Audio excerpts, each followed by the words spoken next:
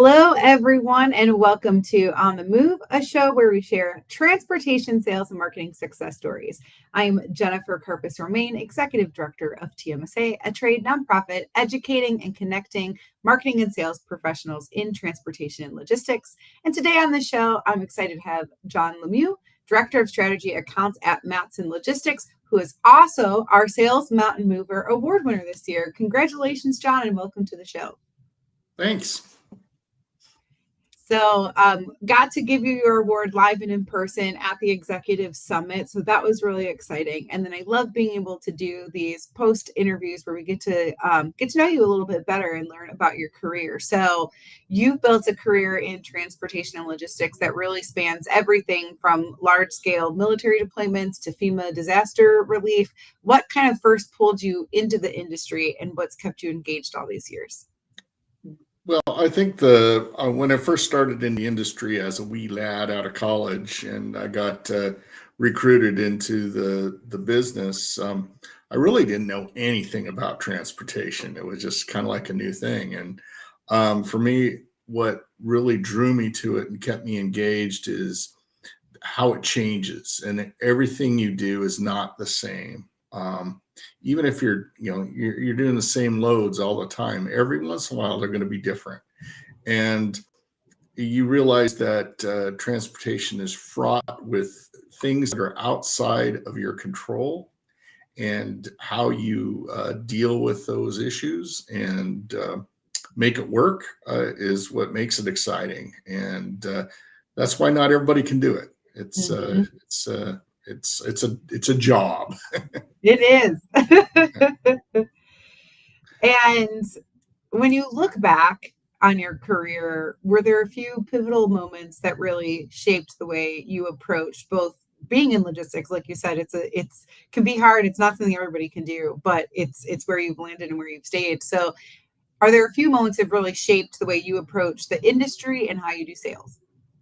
Yes, I'd say the pivotal moments for me was when I changed from just doing, your average Joe van type and reefer type freight into what I would call open deck cargo, into flatbed, step decks, RGN, over dimension cargo, and that really sparked my interest in the business and the industry, because it was very different, required a technical ability that you just didn't necessarily need for the other types of freight.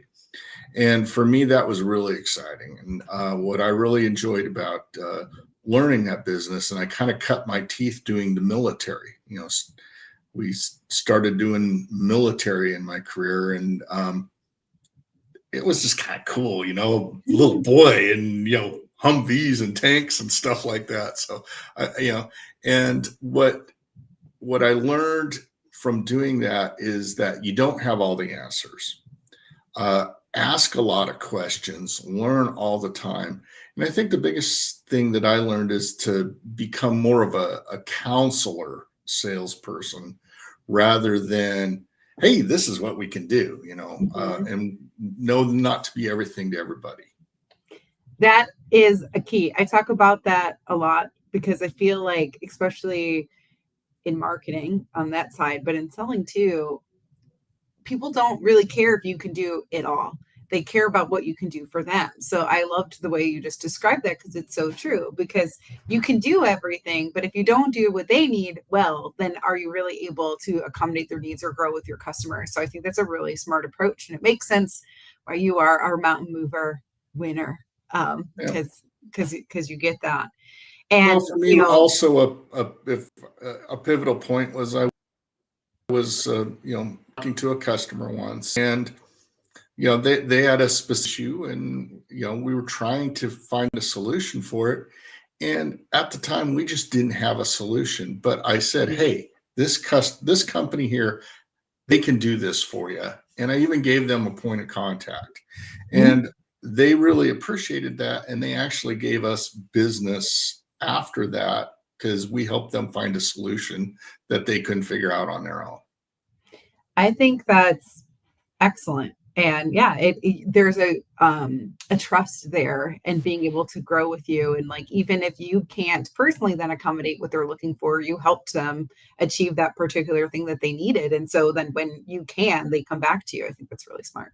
Mm, yeah, good.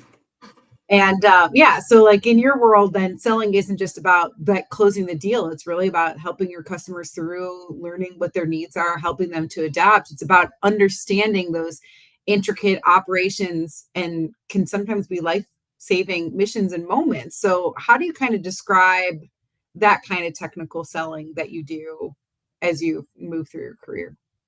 Well, I was lucky enough to, to come to Matson, geez, back in 2001, and going from strictly doing truck business to also opening my eyes to the ocean side of the business. It really was, you know, it was great to learn that side of, you have dabbled in it, but it was great to get knee deep into ocean port work, how it all works together. And I'd say that that was kind of a pivotal thing for me, and it really gave me the ability to really look at the whole picture and do the technical sell from the entire supply chain rather than just one little piece of it. Mhm. And so while my company may not be doing certain ocean aspects, you learn from it and learn what other ocean carriers are doing, and how to interface with them, and provide your customers an option, with whatever the case might be. Mhm. And with that, you're pretty hands-on through that process. You've actually gone on site during some of these massive moves that you've made, Oh correct? And yeah. yeah, Yep. how has that on the ground presence influenced building that client trust and help you win those contracts in the long run? Well, I think it's really key to, because a lot of, when you think about your clients that you're talking to, they're stuck in the office. And a lot of times they're expecting us to be the boots on the ground that can go to, let's say you have a small military deployment that's going to an ocean carrier in Texas, in Houston or something like that. They may not be able to get their personnel on the ground to meet with the military. Basically play Tetris on the trucks, which is literal. Okay, well, we'll put this piece and this piece and this piece and build this truck. And to have personnel on site that can make sure that the in transit visibility is good, that all the pieces are picked up, that your paperwork is done correctly so that it gets to the port and it's correct. They can do their export docs and everything like that. So having being able to go on site for project moves, and it's kind of a balancing act. Okay, um, how much money are you going to make on this? Does it justify you being on site and spending, hotels and travel and everything like that? But also, you also say, well, is this going to be a long-term thing with this customer? And being on site is going to really open up new doors for you in the future. And then it's like an instant yes. Mhm. So, but it's really important to do that boots on the ground thing Mhm. with customers. Absolutely. I do think there's something to be said about being in person, getting to know people one to one, having those conversations, and even just, yes, it helps you learn more about your projects and what you do and the logistics of it, if you Mhm. will. I think that's really important. And I know you've then helped secure some really impressive government FEMA contracts. Besides being on site, learning those projects one to one, is there anything else that you would say really contributed to earning those wins in such a competitive environment? I would say being consistent with your customers, consistent contact, um, not, you know, don't overwhelm them contact, but be consistent, and try to find out about your customers as a person, not just as a customer. you know, about their family, about, you know, where they live and things like that. Because it's fun. I find it fun to talk to people, and you know, so you know, where do you live, and you know, are you by Mhm. the ocean, and you know, all the dumb questions that we ask that actually you know, help break that ice and make it more of a personal contact. Mhm. And I think it's really hard in our industry nowadays because everything's a lot of email conversations, and to have a little personal connection, even if it's just small, makes a huge difference. Hmm.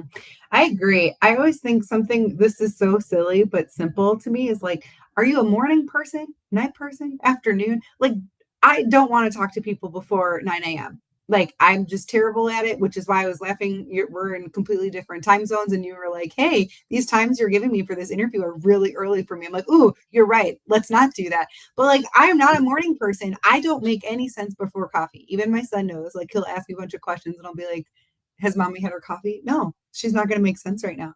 But I feel like that's the stuff learning about our customers that's really helpful too, because if you have to go to them with a problem or a solution or anything like that, if they're not a morning person, or if they, yes, if they have to leave, if they start work super early in the morning to leave by 3 so they can go pick up their kids or whatever that looks like, those are things that are really helpful for you to know, because then you're addressing them in the time frame that makes sense for them in a Yeah, way that makes better. And I think some of those things we just overlook, especially if we do so much of our interactions over email, because you can technically email at any time. But really, like, oh, if I have to pick up the phone and talk to somebody about something, what is the best time of day to do that with that person? Little yeah. things like that can go so far. Well, well, and so many of my, you know, I deal a lot with people back in at the government in Washington D.C., and so the time differential between West Coast where I am and you know, the 3 hours difference makes a big difference. And you know, even you know, knowing when they're in the office and when they go home, and uh, scheduled emails. I love that. Yes. You know, so you could schedule them to go, but also just knowing when to call and when not to call. Mhm. Yeah, I love scheduled emails too, because I do a lot. Like, I, yes, I have a kid, so sometimes I'll have to leave work early, and so then I finish my day at night. I don't want to email people in the night because I don't want them to respond to me. I want them to respond in their working hours, and so scheduling that email to go out the next morning or whatever that looks like, I think that's great. And just being cognizant of those things, Yep. I think it really does.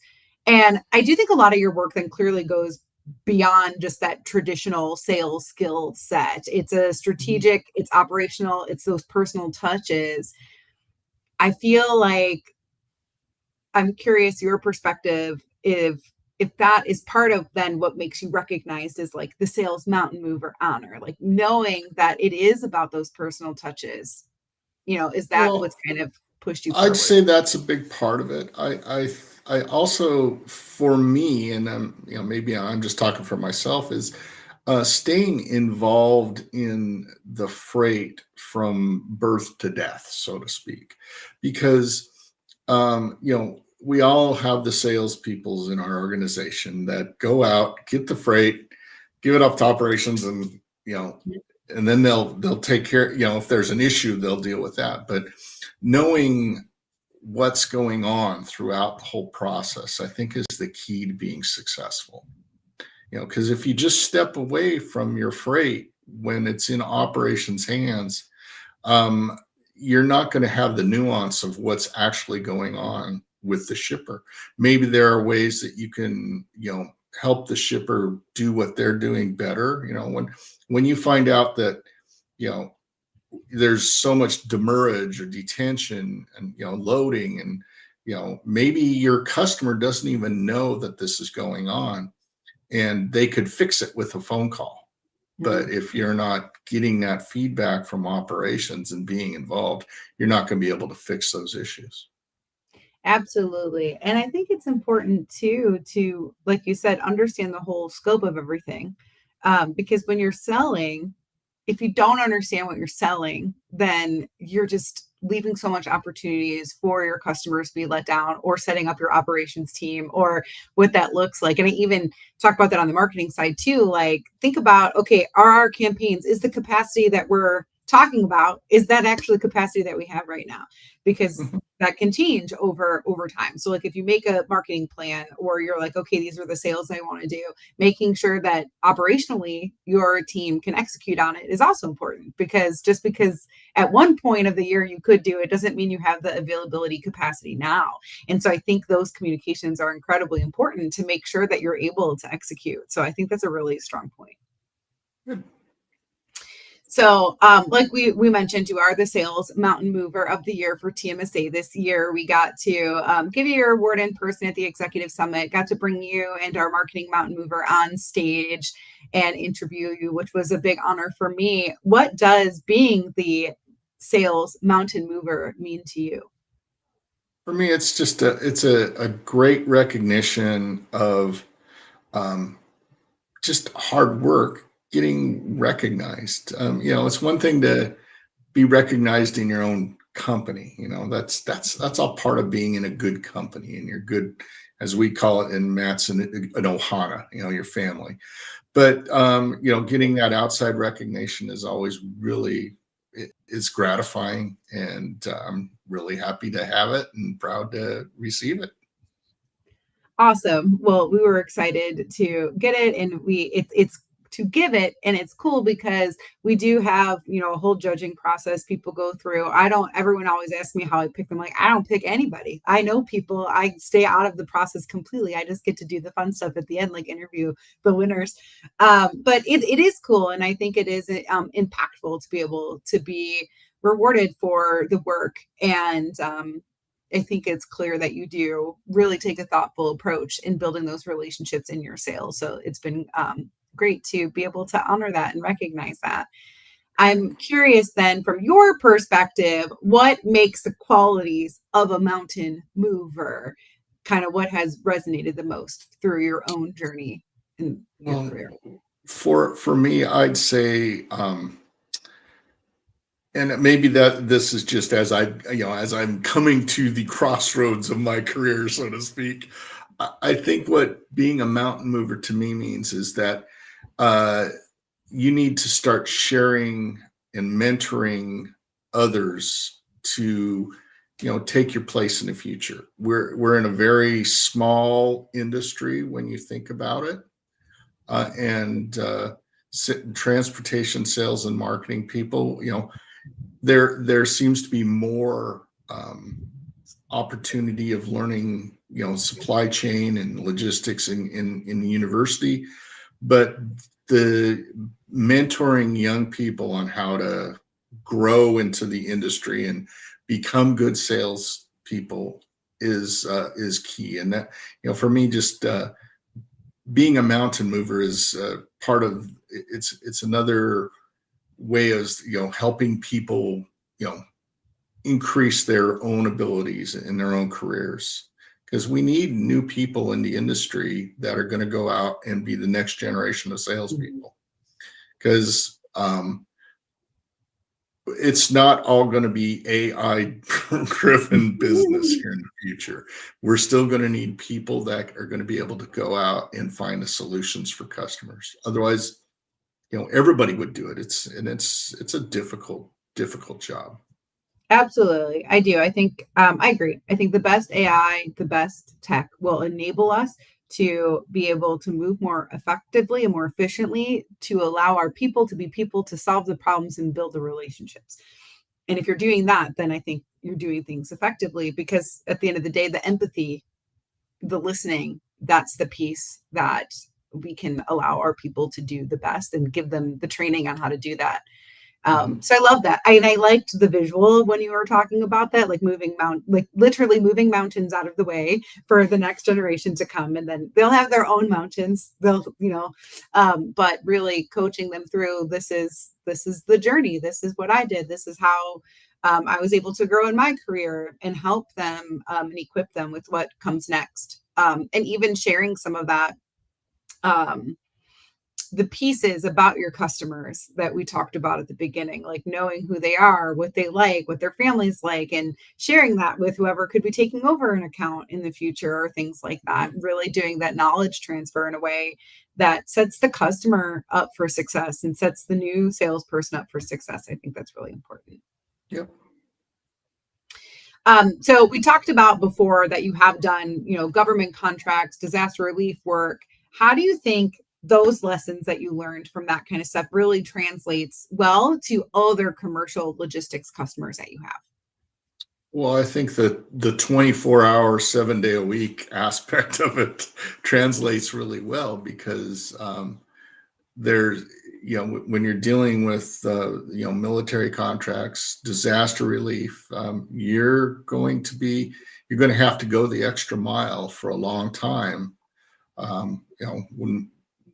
When we had the Maui fires, just use that as an example, um, you know, it was a 24-hour a day thing for a long time. You're getting phone calls at, midnight, and you're chartering barges and doing all kinds of things at weird hours to make it happen. And,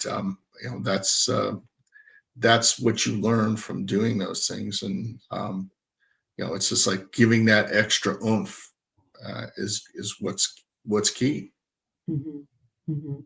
And I think the market then for these large scale project logistics is evolving, and what they need from good partners is evolving. Where do you kind of see those biggest changes coming in the next couple of years? I think the biggest changes for large projects on the commercial side is going to be the regulatory environment that we're coming into with, um, you know with tariffs and, port issues. And we've had little bits and pieces of those throughout the years, especially port issues, but I think it's going to become more acute over the next couple of years.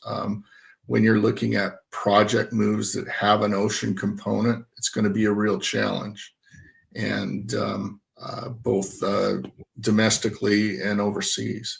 And having the knowledge or knowing the right people to call to help you get the knowledge or get the solution is going to be the key. And I'd say that as we, as salespeople in the industry, go, we need to spend more time at, industry events, meeting people that can Mhm, help us do our job better. Because it's really difficult to find, the days of cold calling are really hard. And mhm, so, and that's not only just for customers, but also for vendors and partners, and going to industry events where you can meet people and, you know, hard. And you know who to call, you know what they do, and maybe they can steer you in the right direction. And so I think mhm. that's gonna be key in the upcoming project move industry. I think that's great advice. Get to know the industry, get to know the people inside of it, make those connections. There is so much going on, regulatory, government wise. Um, Besides the things you've already mentioned, is there any other trend that for this industry that you think that salespeople should be really paying attention to in the upcoming years? Well, just from a over the road transportation side, I would say that we need to be very cognizant as salespeople about the costs involved for truck lines to be profitable and stay in business. Um, I think I mentioned this when we were talking that we're going to see a lot of carriers go belly up over the next few months because it's in that lull of freight, and freight rates are going down, but expenses are staying flat. And so I think as salespeople, we need to understand what it takes to run a truck line, and that our trucking partners are important. As a third party, our trucking partners are they're what keep us in business as well. And so we need to be partners with them and not adversarial with the Mm. truck lines and the truckers, because they're key to us being successful.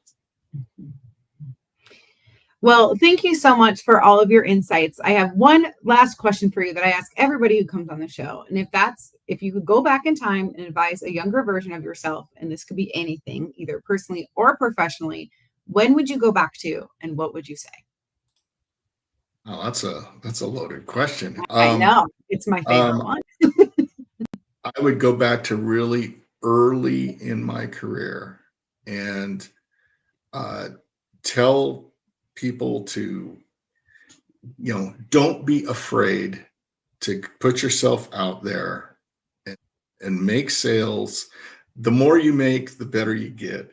And don't be afraid of it. And ask your potential customer lots of questions. That's what I would suggest. I think that's great advice for yourself or anyone that's coming up into sales in the industry. The more questions you ask, the more solutions you can find for them, and the better you will understand them. I think it takes, I know when I started doing sales, it took me time to realize the power of listening and the power of asking questions and not just speed talking, which I just speed talk a lot, but like the power of not just, going through or saying what I can do for them, but like making sure that what I'm telling them is what they actually need. And so I think that is some great advice. Great. So thank you for coming on the show. Thank you for coming to Executive Summit and being on stage with me there as well. Congratulations again on your Mountain Mover win. It's been great to talk to you. Great. Thanks, Jennifer. Thank you.